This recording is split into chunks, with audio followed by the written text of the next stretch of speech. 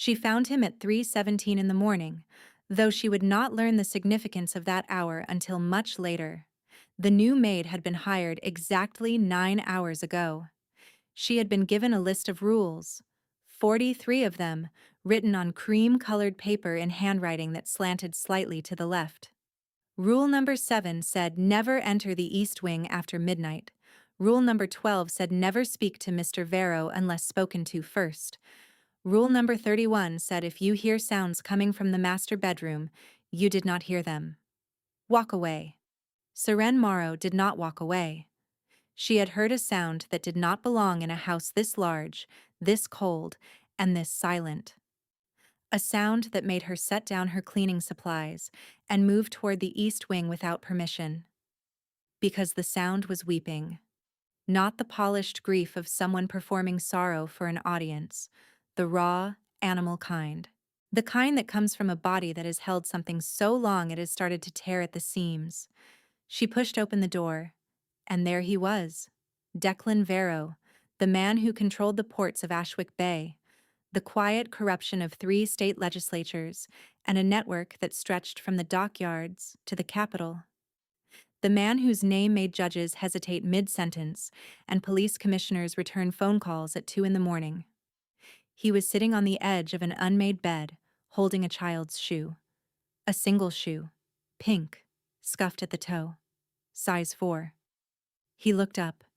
His eyes were red, hollowed, and ancient in a face that was only 47 years old. And when he spoke, his voice carried the weight of 6 years without sleep. You should not be here. But she was.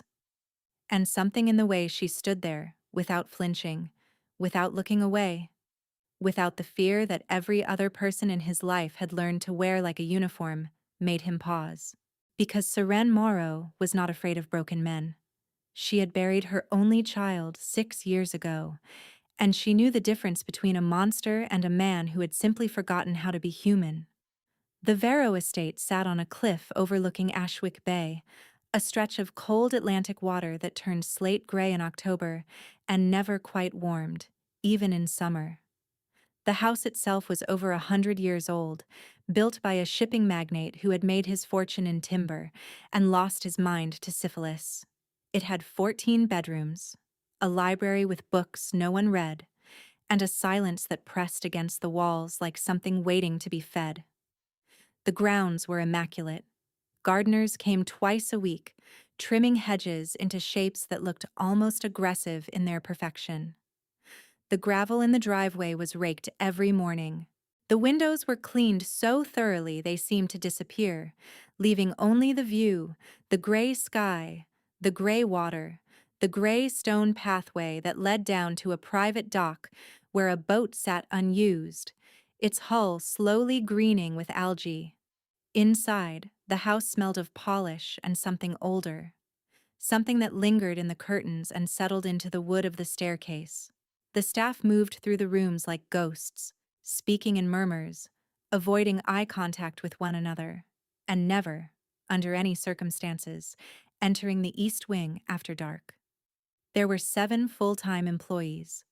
A cook named Pemberton who had worked for the family for 22 years, a groundskeeper named Doll who lived in a cottage near the northern fence and spoke to no one, 2 housekeepers who rotated shifts and communicated only through notes left on a clipboard in the kitchen, a driver named Sutton who sat in a black sedan from 6 in the morning until midnight, waiting for calls that rarely came, a personal secretary named Callum Breck who handled correspondence from a small office on the 2nd floor and had not smiled since 2018.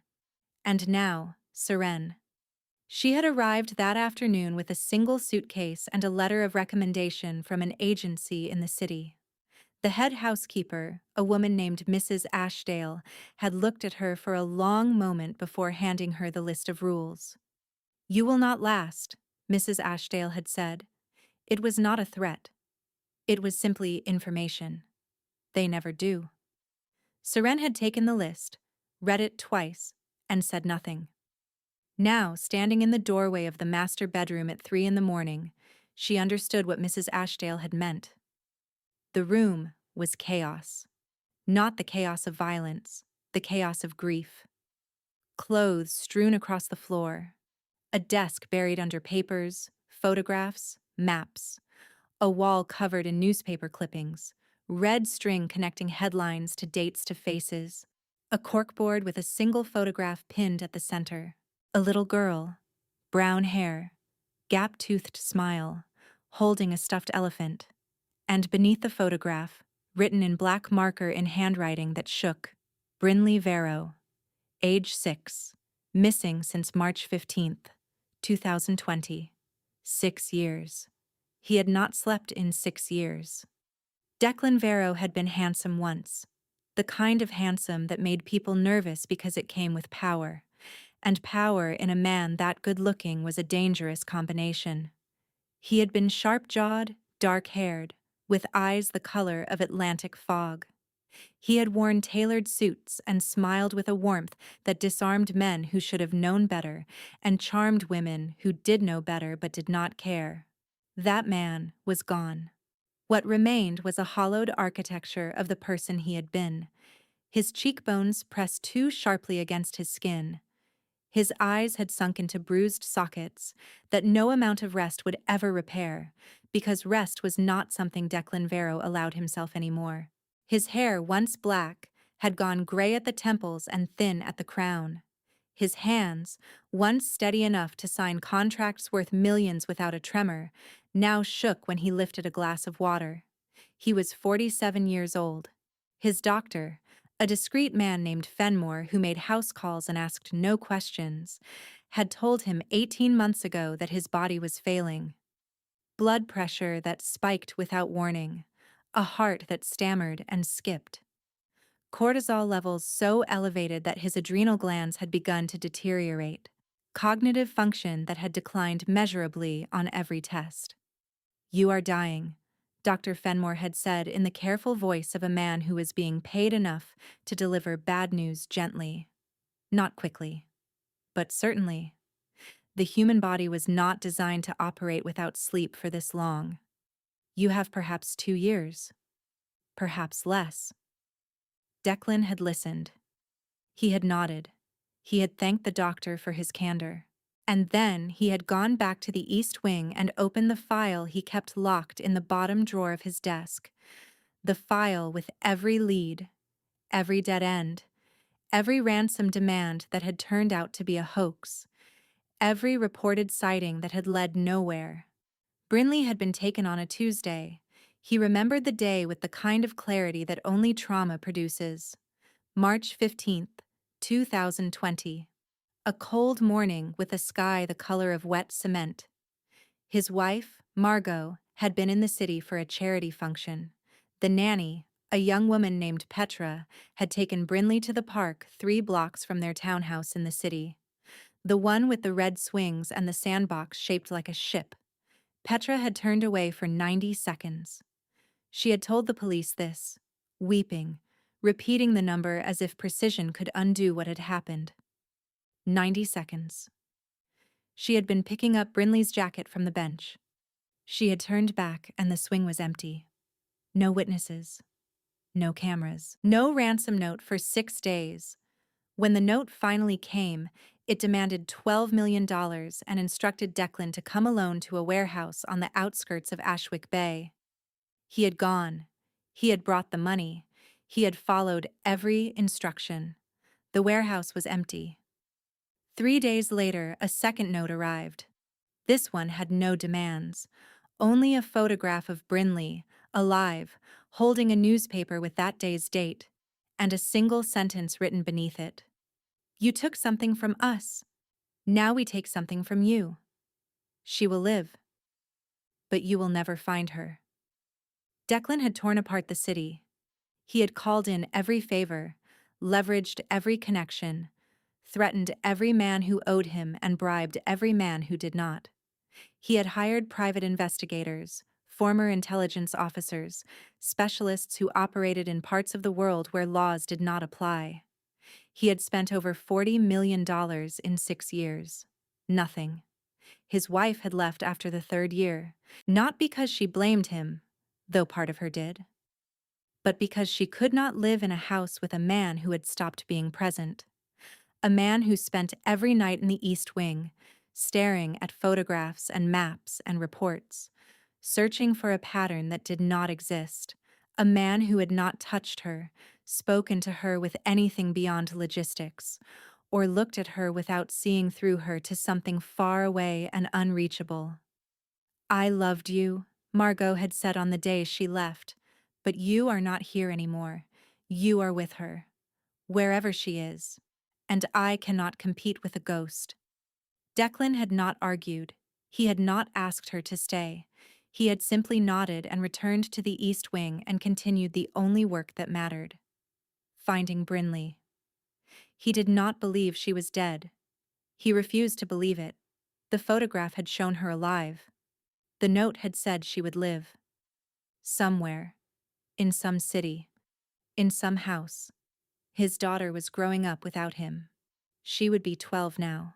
She would have lost the baby teeth that had given her that gap-toothed smile.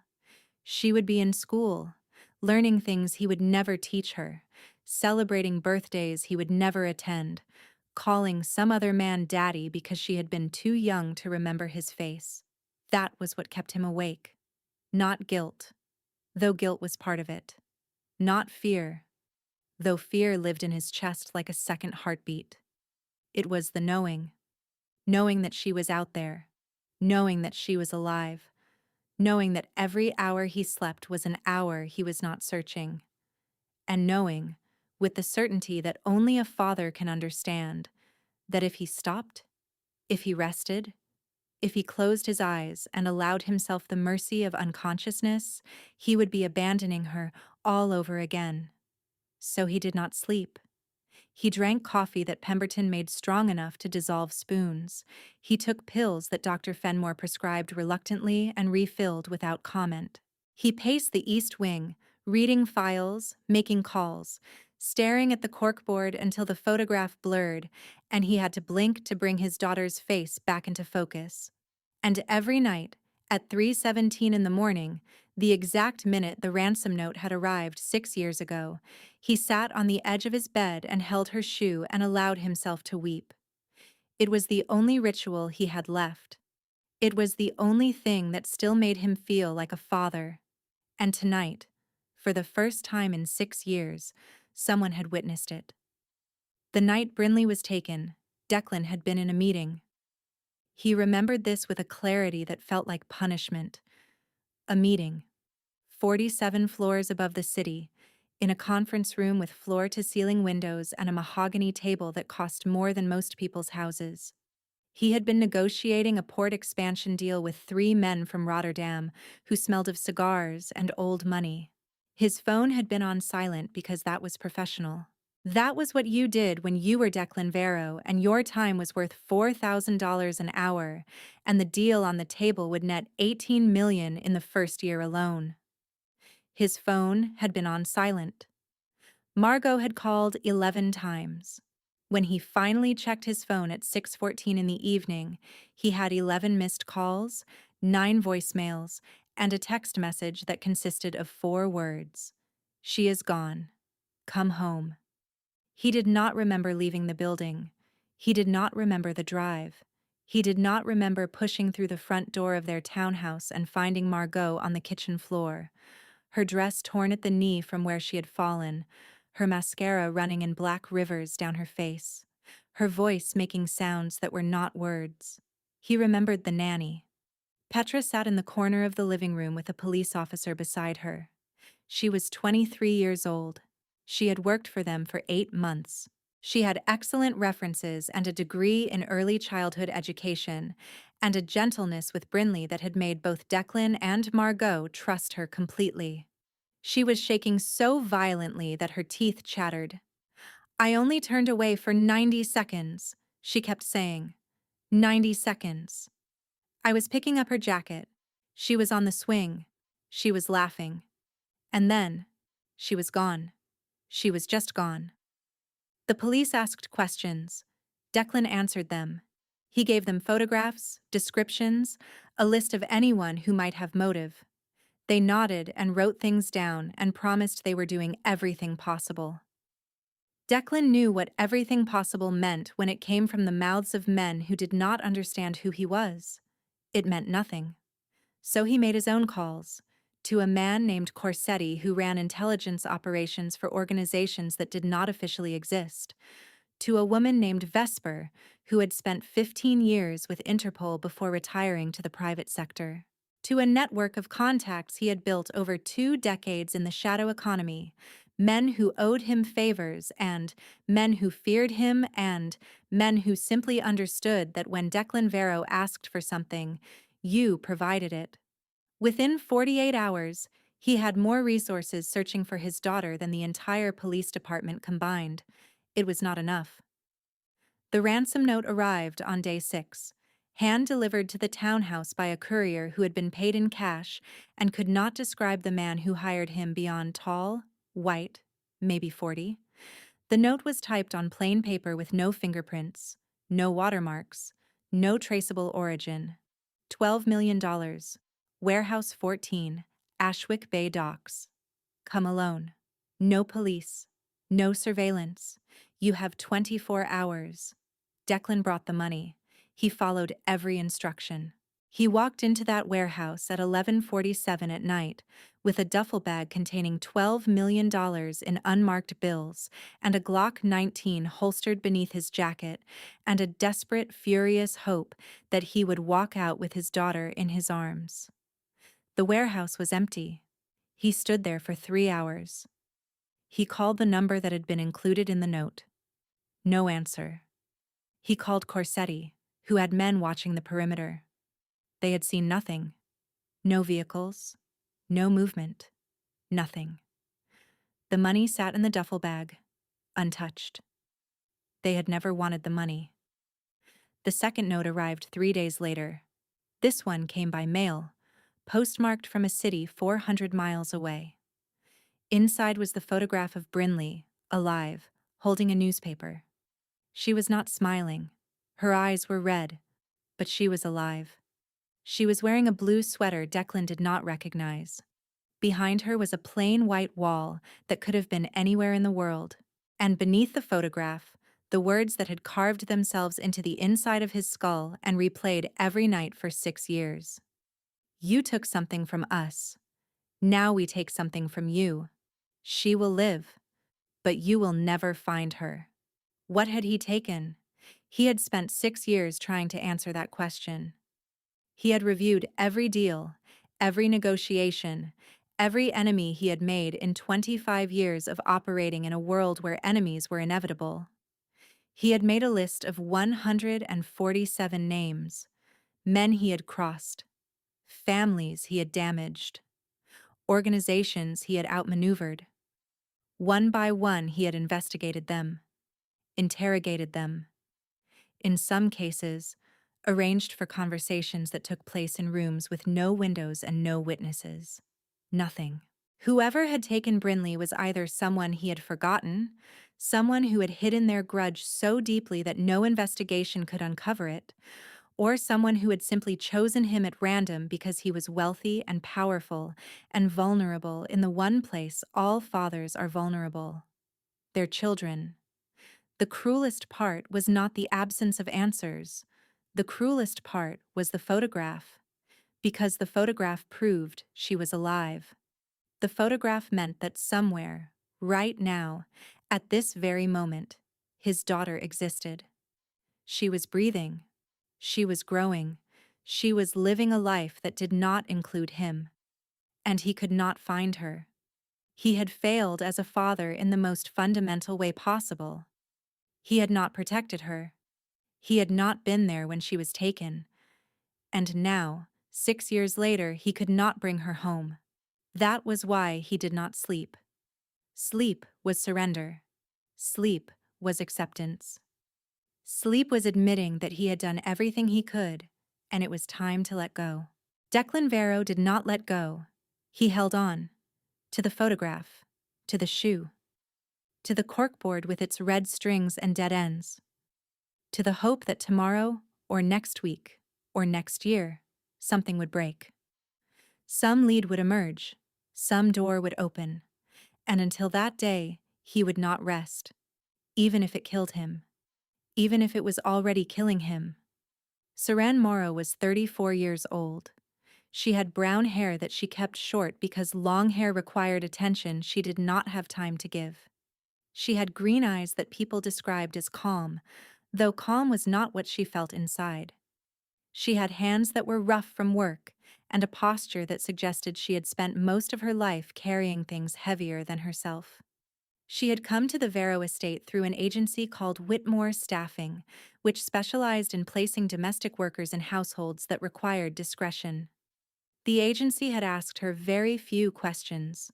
They had looked at her references, confirmed her employment history, and handed her an address on a piece of paper that she was instructed to memorize and then destroy.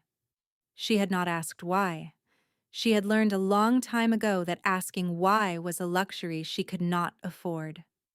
Before Whitmore Staffing, Seren had worked for a family in the city, the Hartwoods, a financier and his wife and their 3 children. She had been their housekeeper for 2 years, and during that time, she had learned to be invisible, to clean around people without being seen, to anticipate needs before they were expressed, to exist in the margins of wealthy lives without ever stepping into the frame. The Hartwoods had let her go when they relocated to Singapore. They had given her an excellent reference and a severance check and a polite handshake, and she had walked out of their townhouse with a suitcase and nowhere to go. That had been 3 months ago. For 3 months, Seren had lived in a single room in a boarding house in the industrial district of Ashwick Bay. The room had a bed, a sink, a window that looked out onto a brick wall. She had taken temporary work where she could find it, cleaning offices at night, washing dishes at a restaurant that paid cash, helping an elderly woman named Mrs. Cobb with grocery shopping and laundry, in exchange for meals she could not afford to buy herself. When Whitmore Staffing called with the Vero position, she had said yes without hesitation. The pay was extraordinary. The benefits included room and board. And the location, a clifftop estate far from the city, far from the places she had been, far from the memories that still followed her like dogs she could not outrun, felt like exactly what she needed. A place to disappear. What Seren had not told Whitmore Staffing, and what she had not told Mrs. Ashdale, and what she would not tell anyone unless they asked in a way that deserved an honest answer, was this.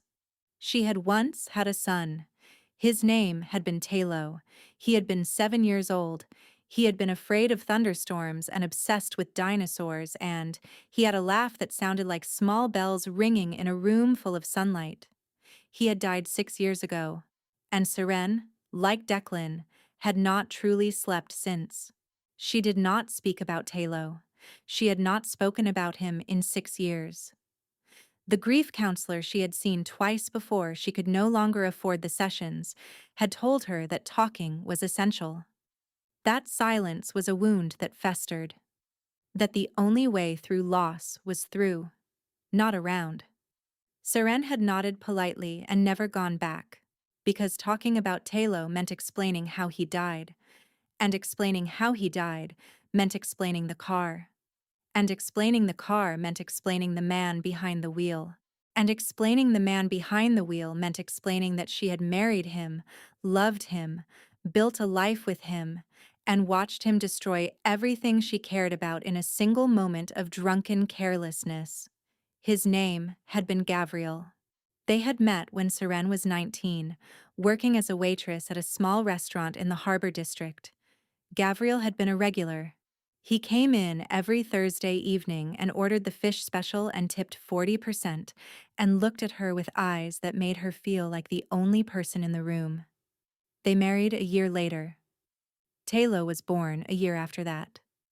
For 7 years, they were happy. Or she believed they were happy, which may or may not have been the same thing. Gabriel worked in construction. He came home tired. He drank a little more than she would have liked, but it was never a problem. He was never violent. He was never cruel. He was simply a man who liked whiskey the way some men like television, a way to unwind, a way to soften the edges of a hard day. She had not seen the edge approaching. The night Talo died, Gabriel had been at a work function, a retirement party for a foreman he had known for 15 years. He had promised to take a cab home. He had promised. Instead, he had driven. He had driven with a blood alcohol level nearly 3 times the legal limit. He had driven through a red light at an intersection 4 blocks from their apartment. He had driven directly into the path of a delivery truck that could not stop in time. Gabriel had walked away with a broken collarbone and a cut above his eye. Talo, sitting in the back seat because Gabriel had picked him up from Seren's mother's house on the way home, had not walked away at all. The funeral was small. Seren's mother had stood beside her at the grave, holding her hand, saying nothing because there was nothing to say. Gabriel had not attended. He was in a detention facility, awaiting trial for vehicular manslaughter. He had sent a letter. Seren had burned it without reading it. He was sentenced to 8 years. He served 3.5 before being released on parole. By then, Seren had left the city. She had left her mother. She had left everything that reminded her of the life she had built with a man who had taken it all away. She had become invisible. And that was what she had been, for 6 years, moving through households and cities and jobs without leaving a mark.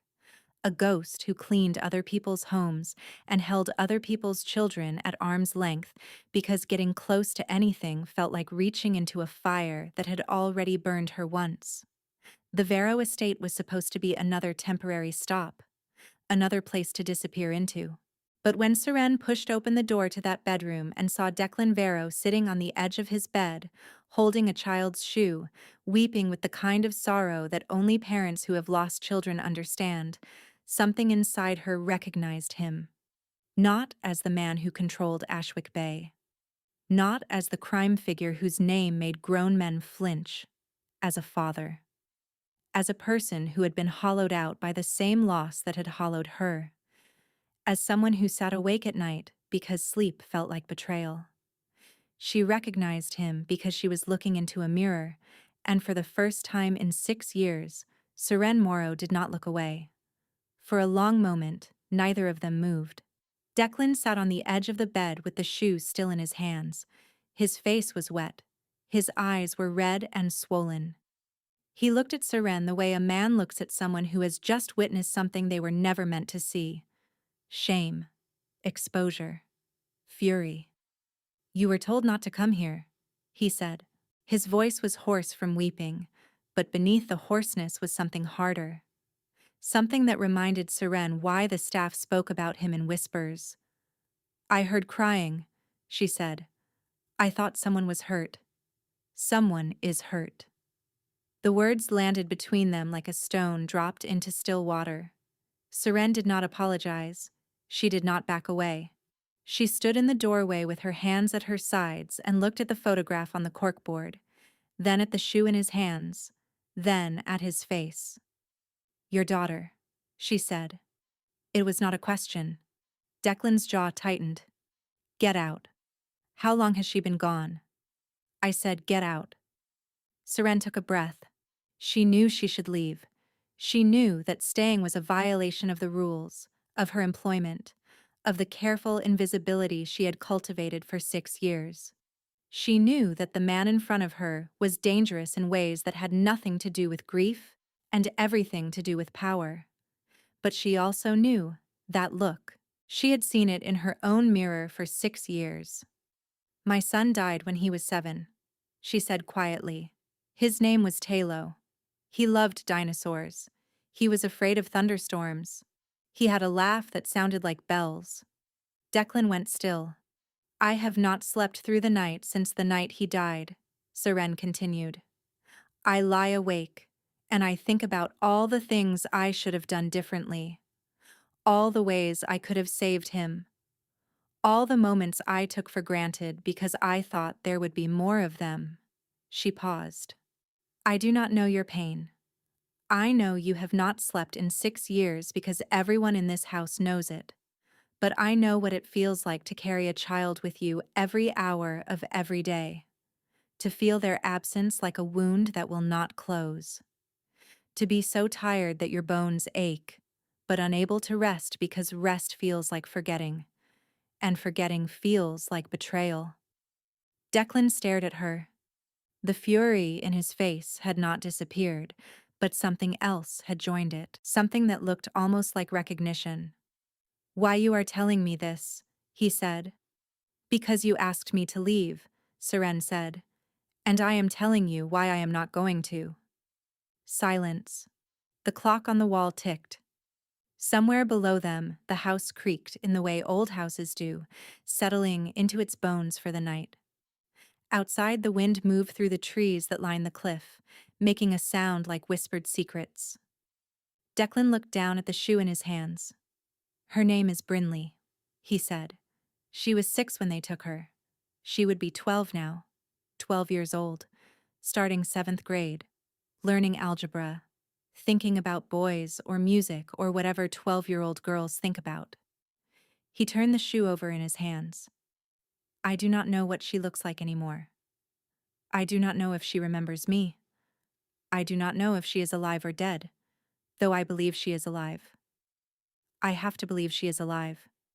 He looked up at Seren. "If I stop believing that, I will have nothing left." Seren crossed the room. She did not ask permission. She sat down on the floor in front of him, her back against the wall, her knees pulled up to her chest. It was not the posture of a servant. It was the posture of a person settling in. "Then, do not stop," she said, "but you do not have to carry it alone. I have been carrying it alone for 6 years. I know. And it is killing you." Declan's laugh was hollow, bitter. "My doctor says I have 2 years. Maybe less." "Your doctor is probably right," Seren said. "The human body was not designed for what you are doing to it, but dying slowly in this room will not bring her home." "You think I do not know that? I think you have forgotten that staying alive is also a way of waiting for her." The words hit Declan somewhere beneath the armor he had built. He looked at this woman sitting on his floor, a maid he had hired 9 hours ago, a stranger who had violated every rule in the house, a person who had no right to be here, no reason to stay, no obligation to speak to him like a human being instead of a monster. And yet, she was the first person in 6 years who had looked at him without fear. She was the first person in 6 years who had spoken to him about loss without flinching. She was the first person in 6 years who had sat down instead of backing away. "What was his name again?" Declan asked quietly. "Your son." "Talo," Seren said. "It means shadow in Welsh. My mother chose it." "Talo," Declan repeated. And for a moment, in that room full of grief and red string and newspaper clippings, 2 parents who had lost their children spoke a name that was not Brinley. It was the smallest thing. It was everything. They talked until the sun came up. Not about everything. Not about the details that cut too deep to speak aloud in a single night. But about the edges of things. The periphery of grief. The way it changes the shape of a day, the weight of a morning, the taste of food you eat only because your body requires it. Declan told her about Margot, about how their marriage had crumbled not from anger but from absence, about how he had watched his wife pack her suitcases and felt nothing but relief, because her leaving meant one less person he had to pretend for. Seren told him about Gavriel, about the promises and the whiskey, and the night she got the phone call that split her life into before and after. About how she had burned his letter without reading it, because reading it would have required her to feel something other than hate, and hate was the only thing holding her together. She told him about the trial, how she had sat in the courtroom and watched the man she had married stand in a suit and tie and say he was sorry. How sorry had sounded like a foreign word in a language she no longer spoke. How she had walked out before the verdict because she already knew no sentence would be long enough, no punishment severe enough, no justice capable of returning what had been taken. He got 8 years. she said. He served 3.5 for killing my son. Declan's hands tightened on his knees. Where is he now? I do not know, Seren said. And I do not want to know. Knowing would make him real again. And I have spent 6 years making him disappear. Declan understood that. The deliberate forgetting. The way you could erase someone from your life by refusing to acknowledge their existence. He had done it with Margot. He had done it with friends who had stopped calling after the 2nd year. He had done it with the version of himself that had existed before March 15th, 2020. You are good at disappearing, he said. It was not a criticism. It was an observation. I have had practice, Seren said. Is that why you took this job? To disappear? Partly. Also because the agency did not ask questions. And the pay is good. And I needed to be somewhere that was not the city. What is in the city? Memories, Seren said. Every corner, every street, every playground. We used to take Talo to a park near the harbor. He loved the swings. I cannot walk past that park without hearing his voice asking me to push him higher. Declan looked at the corkboard, at the photograph of Brinley on the swings. There is a park 3 blocks from our townhouse in the city, he said. Red swings. Sandbox shaped like a ship. That is where they took her. Seren followed his gaze. You still have the townhouse? I cannot sell it. If she comes back. If she ever finds her way home. She needs to know where home is. His voice cracked on the last word. Seren stood up. She crossed to the corkboard and looked at the photograph. At the little girl with the gap-toothed smile and the stuffed elephant. She looks like you, Seren said. She has her mother's eyes. Declan paused. Had. His. I do not know which tense to use anymore. Present, Seren said firmly. You use present tense until you know otherwise. She has her mother's eyes. Declan looked at her. Something in his face shifted. The exhaustion was still there. The grief was still there. But beneath it, for the first time in years, there was something else. Gratitude. You should not have come in here tonight, he said. No, Seren agreed. I should not have. I could fire you. You could. I could do worse. I know who you are, Mr. Varro. I know what you do. I took this job anyway. Why? Because I needed work. And because the agency said you kept to yourself. That you did not interact with the staff. That the East Wing was off limits, and as long as I followed the rules, I would never have to see you. She almost smiled. They did not mention the weeping. Declan did not smile, but something around his eyes softened. I do not weep, he said. Of course not. It was 3:17, an involuntary response to the hour. The hour the ransom note arrived. Declan's face went still. How do you know that? Because you were looking at the clock when I came in. And the expression on your face was not grief. It was memory. The kind that comes back at the same time every day, whether you want it to or not. Declan was quiet for a long moment. You see too much, he said finally. I spent 6 years trying not to see anything, Seren replied. Apparently I failed. The sun had risen fully now. Golden light spilled through the window, illuminating the chaos of the room, the papers and photographs and red string. In daylight, it looked less like a detective's office and more like what it was. A shrine. A father's desperate, obsessive, hopeless attempt to hold on to a daughter he could not find. You should sleep, Seren said. I do not sleep. You should try. Trying is worse than not sleeping. Trying means lying in the dark and listening to my own thoughts. Trying means closing my eyes and seeing her face. Trying means waking up after 20 minutes in a panic because I dreamed I found her, and then I wake up, and she is still gone. He stood up abruptly, moving to the window, his back to her. I have tried everything. Pills, meditation, exhaustion, alcohol. Nothing works. My body has forgotten how to sleep. My brain will not let me rest. It is like there is a switch inside me that broke 6 years ago and no one knows how to fix it. Seren watched him. The rigid line of his shoulders, the way his hands gripped the windowsill, the tremor in his frame that could have been exhaustion or emotion or both. My son used to have nightmares, she said quietly. When he was 5 and 6, he would wake up screaming, convinced there were monsters in his closet.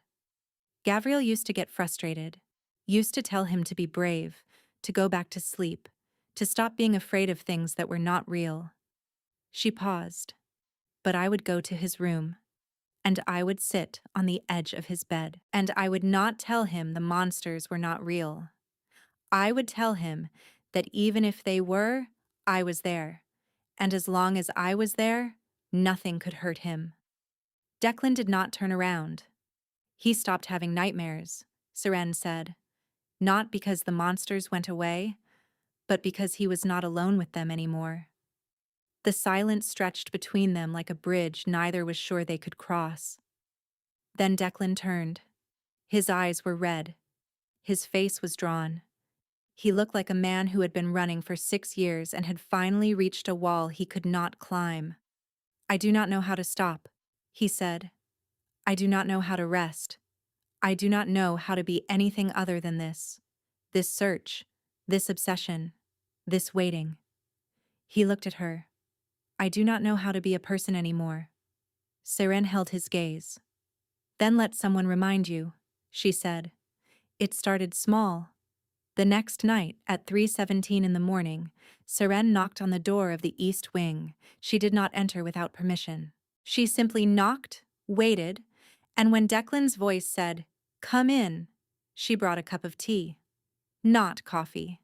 Not the industrial strength caffeine that Pemberton brewed to keep him awake. Tea. Chamomile with honey. The kind her mother used to make for her when she could not sleep as a child. Declan looked at the cup like it was a foreign object. I do not drink tea. Tonight you do, Seren said. She set it on his desk and left. The next morning, Pemberton reported to Mrs. Ashdale that the cup had been emptied. On the second night, Seren knocked again. This time she brought the tea and a photograph. A small one, creased at the edges that she had kept in the lining of her suitcase for 6 years. Talo, she said, handing it to him. I thought you should see what he looked like. Declan took the photograph. A boy with dark hair and green eyes and a smile that was missing 2 front teeth. He was holding a plastic dinosaur in one hand and a half-eaten ice cream cone in the other. Behind him, out of focus, was a woman who could only be Seren, younger, laughing at something outside the frame. He was beautiful, Declan said. He was, Seren agreed. He was also stubborn and loud, and he never put his toys away, and he tracked mud through the house every single day.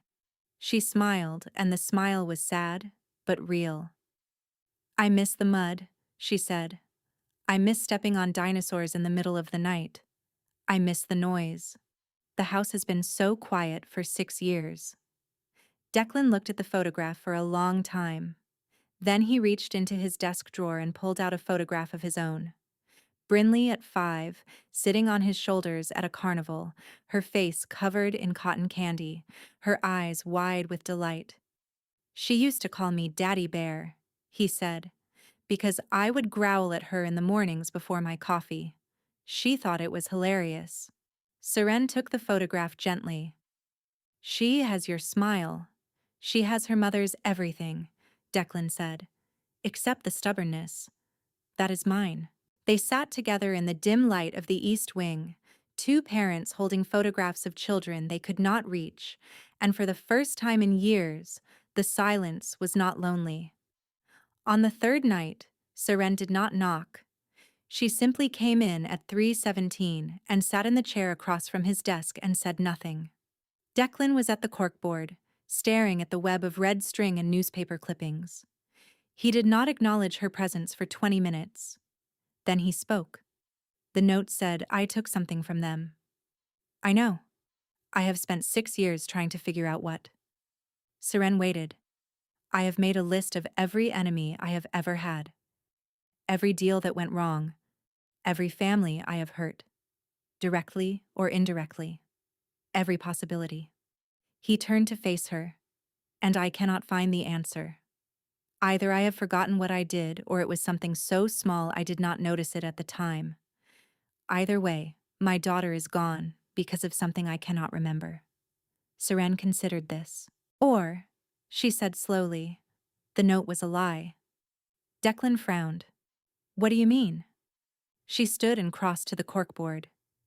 You have assumed for 6 years that the kidnapping was revenge, that you did something to someone and they took Brinley to punish you. But what if that is not true? Declan's frown deepened. The note was explicit. The note was designed to torture you, Seren said, to keep you searching for an answer that does not exist, to make you blame yourself for something you did not do. She looked at him. What if the point was never revenge? What if the point was exactly this? You, alone, sleepless, destroying yourself. What if the note was not a clue but a weapon? Declan stared at her. In 6 years, no one had suggested this. Not Corsetti, not Vesper, not the dozens of investigators he had hired. They had all accepted the premise of the note and worked backward, searching for the grudge, the motive, the wrong he had committed. No one had questioned the premise itself. You think they wanted me to suffer? He said slowly. I think someone wanted to take the most powerful thing from the most powerful man in Ashwick Bay, Seren said. And they succeeded. Not just by taking Brinley, but by taking you. The man you were, the life you had, everything. She gestured at the room. Look at this place. Look at yourself. You have not slept in 6 years. Your wife left. Your organization runs itself because you are too consumed by this to lead it. You are dying. Her voice was quiet but firm. Whoever did this did not just kidnap your daughter, Mr. Vero. They kidnapped you. And they have been holding you hostage ever since. The call came on a Tuesday. Seren was in the kitchen, helping Pemberton prepare breakfast, when her phone buzzed with a number she did not recognize. She almost ignored it. She had ignored unknown numbers for 6 years, because unknown numbers meant bill collectors or wrong numbers or, in her darkest fears, news she did not want to hear. But something made her answer. Hello? A voice she had not heard in years came through the speaker, and the world tilted sideways. Seren, it is me, Gabrielle. She walked out of the kitchen without a word. Through the servants' corridor, out the side door, onto the gravel path that led toward the cliffs. Her legs moved automatically while her mind screamed. How did you find me? I have been looking for 2 years, Gabrielle said. Since I got out. I hired someone. I needed to talk to you.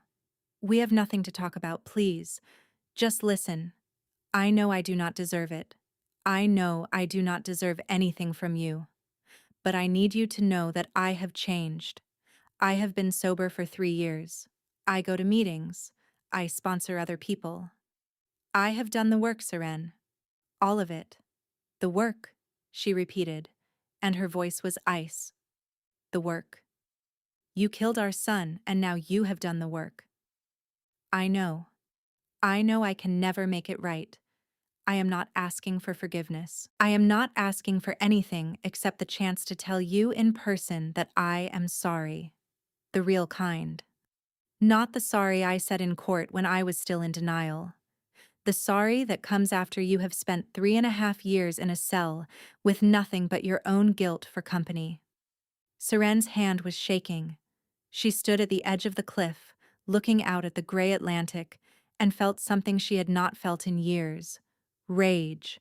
Not the cold, controlled anger she had wrapped around herself like armor. The hot, wild kind. The kind that made her want to scream into the wind until her throat bled.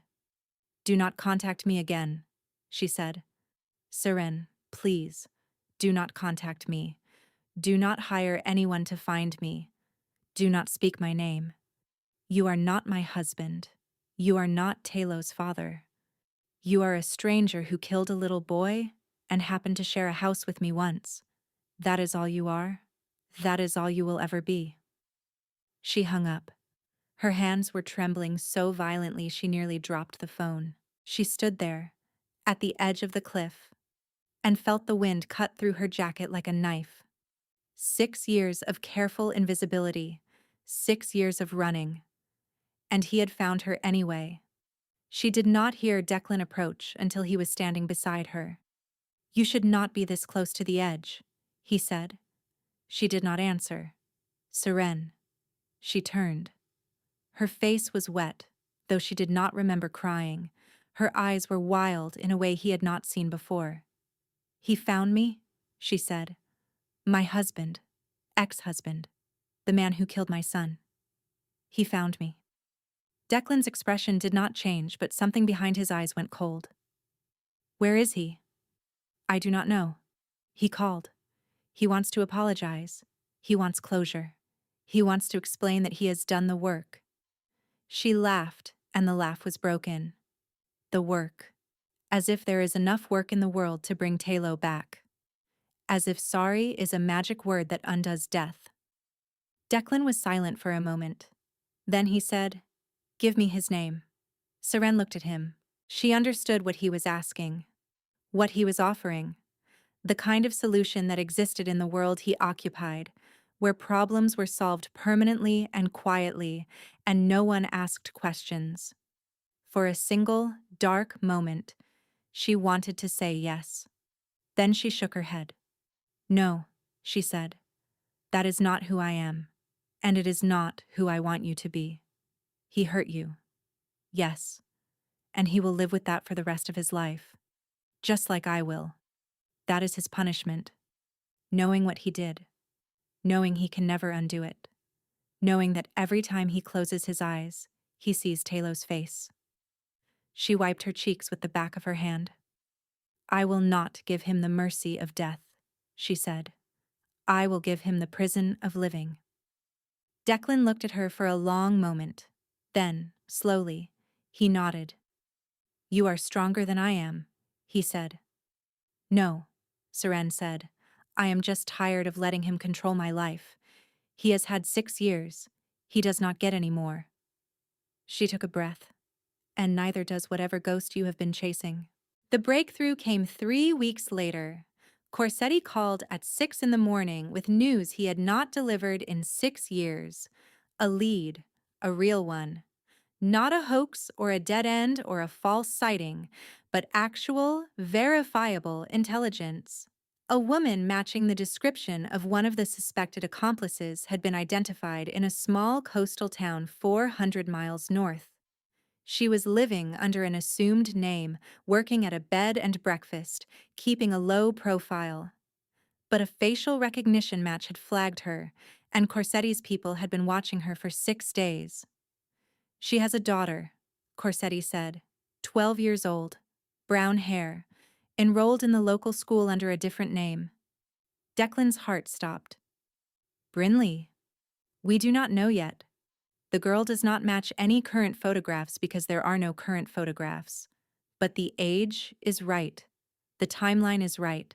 And the woman, the suspected accomplice, she has not left that town in 3 years. She is hiding something." Declan was already reaching for his coat. "I am coming." "That is not advisable. Let my people handle the extraction." "We can confirm identity and I am coming," Declan said, and his voice left no room for discussion. He hung up and turned to find Seren standing in the doorway. "I heard," she said. "It might be nothing. It might be everything." Declan nodded. His hands were shaking. His heart was pounding. For 6 years he had waited for this moment, and now that it was here, he felt something he had not expected. Terror. "What if it is her?" he said quietly. "What if I find her and she does not remember me? What if she has been raised to hate me? What if she is happy and I am about to destroy that happiness by taking her back?" Seren crossed the room and took his hands. Her grip was firm and steady. "What if she has been waiting for you?" she said. "What if she lies awake at night, just like you do, wondering if her father is still looking? What if she has spent 6 years hoping that one day you would find her?" Declan looked at her. "And what if I am too late? What if I get there and she is gone? What if this is another dead end and I have to come back to this room and this corkboard and these walls and keep waiting?" "Then you keep waiting," Seren said. "And you do not do it alone." She held his gaze. "But you will never know unless you go." Declan was silent. He looked at the corkboard, at the photograph of Brinley at 6, frozen in time, forever gap-toothed, forever small, forever holding a stuffed elephant. Then he looked at Seren. "Come with me," he said. She blinked. "What?" "Come with me. I cannot do this alone. I have done everything alone for 6 years and it has nearly killed me. You said I did not have to carry it by myself anymore." He gripped her hands tighter. "So do not let me." Seren saw the fear in his eyes, the hope, the desperation. She saw a man standing at the edge of something enormous, something that could break him completely or remake him entirely, and she understood that he was asking for more than company. He was asking for witness. Someone to be there if everything went wrong.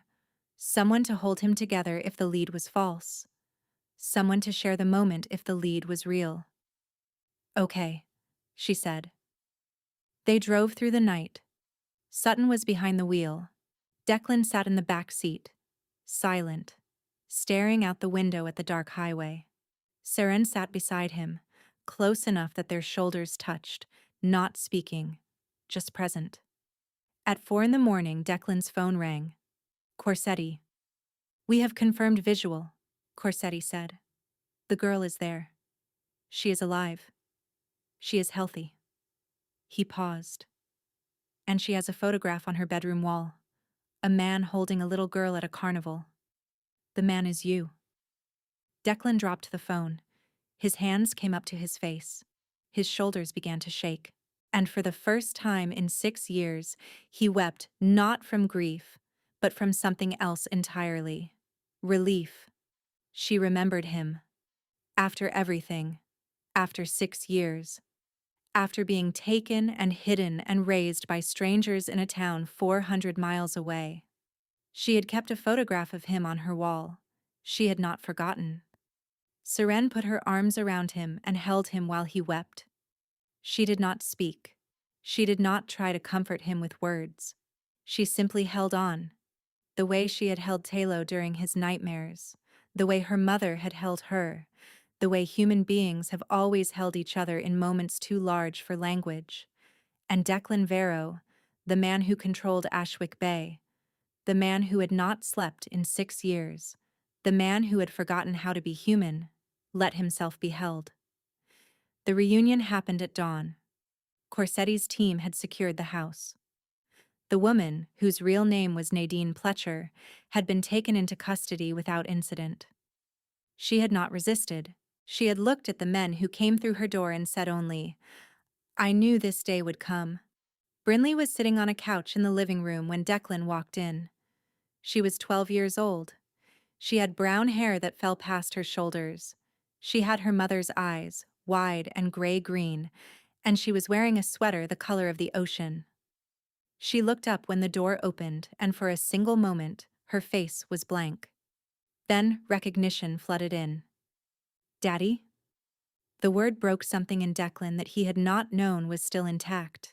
He crossed the room in 3 steps and fell to his knees in front of her, and wrapped his arms around her and held on with the strength of a man who had been drowning for 6 years and had finally reached the shore. Brinley held him back. "I knew you would come," she whispered into his shoulder. "I knew you would not stop looking. I told them. I told them my daddy would find me. They said you would not. They said you had forgotten. But I knew." Declan could not speak. His throat was closed. His eyes were streaming. His heart was beating so hard he thought it might shatter.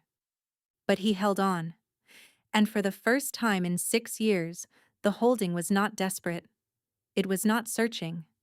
It was not grasping at something slipping away. It was arrival. Later, there would be questions, interviews, psychologists, a slow, careful process of reintegration designed to help Brinley transition back into a life that had been stolen from her. There would be legal proceedings against Nadine Pletcher and the organization that had orchestrated the kidnapping. There would be revelations about who had ordered it and why. Answers that would emerge over months of investigation. Answers that Declan would eventually learn, but that would never matter as much as this single moment.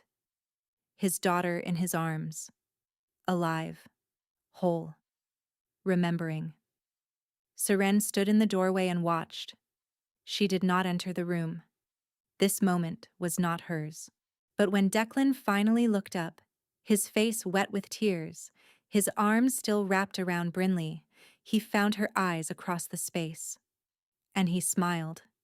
It was the first real smile she had seen on his face. The first expression that was not grief or exhaustion or carefully controlled blankness. It was the smile of a man who had been given something he had stopped believing he would ever receive: his life back. They returned to the Varro estate 3 days later. Brinley was quiet during the drive, holding her father's hand, watching the landscape change from coastal to urban to rural. She had questions, hundreds of them. Some Declan could answer, some he could not. Some would take years to untangle.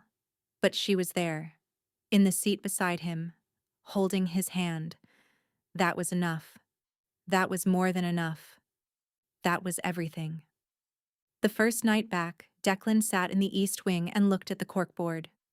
The photograph of Brinley at 6, the gap-toothed smile, the stuffed elephant. He looked at the red string, the newspaper clippings, the maps and notes and dead ends. Then he began to take it down, piece by piece, photograph by photograph. He removed the architecture of his obsession and placed it carefully in a box. Not to forget. Never to forget. But to make room for something new.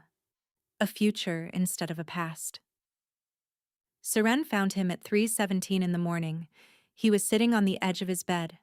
The corkboard was empty. The walls were bare. The room looked like a room again, not a shrine. She sat beside him. "Old habits," she said. Declan nodded. "I still wake up at this hour.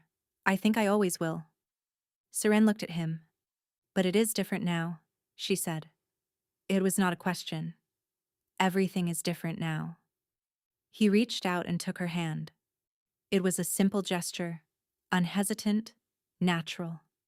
The kind of gesture that belongs between people who have walked through darkness together and emerged on the other side. "Thank you," he said. Seren shook her head. "I did not do anything. You stayed. You saw me. You did not look away." "Neither did you," Seren said. "When I told you about Talo, when I told you about Gavriel, you listened." Declan was quiet for a moment. "I want to sleep," he said. "For the first time in 6 years, I want to close my eyes. Not because I am surrendering, but because she is home. She is down the hall, in a room we are decorating together tomorrow. She is safe." He looked at Seren. "And so am I." Seren felt something crack inside her. Not break. Crack. The way grief cracks when light begins to enter. The way armor cracks when it is no longer needed. "Then sleep," she said softly. Declan looked at her for a long moment. Then he lay back on the bed, fully clothed, his eyes on the ceiling. "Will you stay?" he asked. "Until you fall asleep?" "Until I fall asleep." Seren nodded. She did not lie beside him. She simply sat on the edge of the bed, her hand resting on his arm, her presence steady and quiet and there. And Declan Varro closed his eyes. It took time. His body had forgotten the rhythm of rest. His mind still hummed with 6 years of sleepless habit. But slowly, gradually, his breathing deepened. His face softened. The tension that had lived in his shoulders for so long it had become invisible began to ease. And then he slept. Not for 20 minutes. Not in fitful, nightmare-haunted fragments. He slept. Seren watched him for a long time. The rise and fall of his chest. The peace that had settled over his features. She thought about Talo, about the nights she had sat beside his bed after his nightmares, watching him sleep, protecting him from monsters that were not real. She had not been able to save her son, but she had helped save this man. And maybe, she thought, maybe that was enough. Maybe grief did not have to end. Maybe it could transform. Maybe the love you could not give to the person you lost could be given somewhere else, to someone else, and still matter. She leaned down and pressed her lips gently to Declan's forehead. "Sleep well," she whispered. Then she stood and walked to the door and turned off the light. Downstairs, in a room they would decorate together tomorrow, Brinley Vero slept with a stuffed elephant she had kept for 6 years clutched to her chest. She was dreaming of carnivals and cotton candy and a man who called her his little bear. Outside, the Atlantic crashed against the cliffs, relentless and eternal. The same waves that had been breaking against that shore for 1,000 years and would break for 1,000 more. And in the east wing of the Varro estate, for the first time since March 15th, 2020, a father slept through the night. The monsters were still there. They always would be. But he was not alone with them anymore.